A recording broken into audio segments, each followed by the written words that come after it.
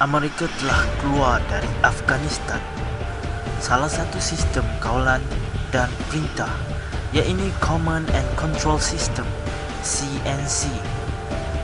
Mereka iaitu digunakan untuk mengawal drone tanpa pemandu. Telah dirampas oleh Taliban ketika konvoi pengangkutan Amerika sedang bergerak ke bawah dari salah satu penggalan di atas bukit. Taliban menyerang hendap konvoi tersebut dan membunuh 2 kaki tangan Navy SEAL Amerika. Merampas peralatan senjata termasuk CNC yang beratnya 12 tan dan dimasukkan ke dalam 6 peti. Peristiwa ini berlaku lebih kurang sebulan yang lalu pada Februari 2014. Tiada liputan di dalam peristiwa ini. Apa yang Taliban mahu ialah uang. Mereka mahu menjual sistem CNC tersebut kepada Rusia atau China. Rusia terlalu sibuk dengan urusan di Ukraine. China pula amat dahagakan teknologi sistem ini. Bayangkan jika China dapat menguasai teknologi di belakang sistem CNC ini, semua drone Amerika akan tidak berguna lagi. Oleh itu, China telah menghantar 8 saintis pakar pertahanan mereka untuk memikirkan dan memeriksa sistem yang dirampas tersebut dan bersetuju untuk membayar jutaan dolar untuk itu. Sekitar awal Mac 2014, 8 saintis China tersebut bersama 6 peti melakukan perjalanan mereka ke Malaysia. Dengan berpendapat laluan ini adalah yang terbaik untuk mengelakkan dari dikesan. Kargo ini kemudian disimpan dalam kedutaan China di bawah perlindungan diplomatik. Sementara itu, Amerika dengan bantuan bisikan Israel bersama-sama merangka pelan untuk memintas dan menawan semula kargo tersebut. China berfikir ada lebih selamat untuk mengangkut kargo tersebut menggunakan pesawat awam untuk mengelakkan syakwa sangka.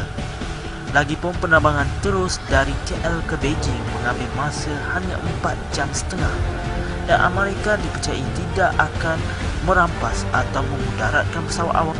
Jadi MH370 adalah pilihan yang terbaik. Terdapat 5 ejen Amerika dan Israel yang sudah biasa dengan operasi Boeing 777 di dalam pesawat ini. 2 warga Iran dengan pasport curi kemungkinan di antaranya.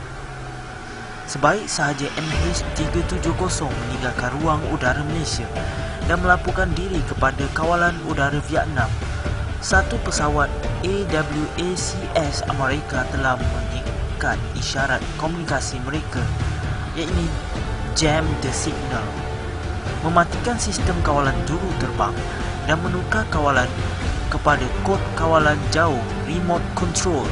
Pada ketika itu, pesawat hilang ketinggian secara tiba-tiba untuk seketika. Bagaimana AWACS boleh melakukan?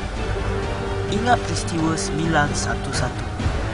Selepas peristiwa itu, semua pesawat Boeing, Airbus dan kemungkinan semua dipasang dengan sistem kawalan jauh untuk menentang rampasan pesawat oleh pengganas. Sejak itu, semua kawalan jauh yang sama digunakan untuk mengawal pesawat pengintip tanpa pemandu dan drone. Seterusnya, 5 ejen Amerika dan Israel mengambil alih kawalan pesawat, mematikan transponder dan sistem komunikasi yang lain, mengubah laluan dan terbang ke arah barat. Mereka tidak terbang timur ke Filipina atau Guam kerana Laut Cina Selatan dan keseluruhan ruang udara diawasi sepenuhnya oleh radar dan satelit pengawasan China. Radar tentera Malaysia, Thailand dan India sebenarnya telah mengesan pesawat yang tidak dikenali itu, tetapi seperti dijangka mereka tidak balas secara tidak profesional. Pesawat itu kemudian terbang ke atas Sumatera Utara, Anambas, India Selatan dan kemudian mendarat di Meltways. Beberapa penduduk kampung menyaksikan pendaratan pesawat, mengisi minyak dan meneruskan penerbangan ke Diego Garcia, penggalan tentera udara Amerika di tengah-tengah lautan penuh. Sebaik mendarat, kargo dikeluarkan dan kotak hitam ditinggalkan. Penumpang disenyapkan, iaitu dibunuh melalui kaedah secara semula jadi, iaitu kekurangan oksigen. Mereka percaya hanya orang mati saja yang tidak akan memunculkan rasa. Pesawat MH370 dengan penumpang yang sudah mati sekali lagi berlepas dan diterbangkan dengan kawalan jauh menuju lautan tinggi untuk menjadikan orang percaya bahawa pesawat kehabisan minyak dan akhirnya terlepas ke lautan, dan dengan menyalahkan kapten dan pembantu penerbang yang degil. Mereka telah melakukan persembahan yang baik.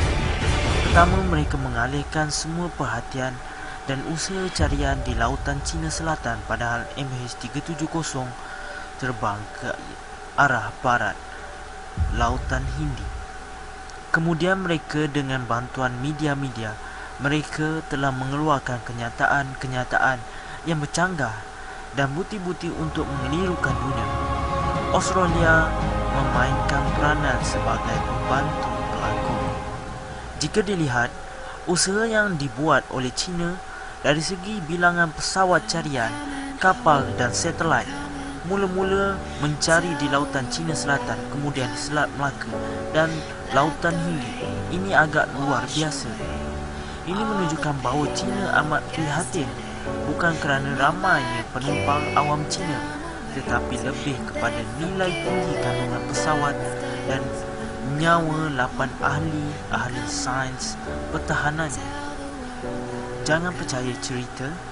Saya tidak mengharapkan anda untuk mempercayai, tetapi mari kita tunggu dan lihat bagaimana episod ini mendedahkan diri akhirnya, atau mungkin ia tidak akan berlaku sehingga kemunculan Snowden, iaitu Edward Snowden, pakar komputer US, bekas kaki tangan CIA yang berpaling tadang dan mendedahkan pelbagai program dan dokumen rahsia US. Sumber Facebook Abdul Majid Hassan.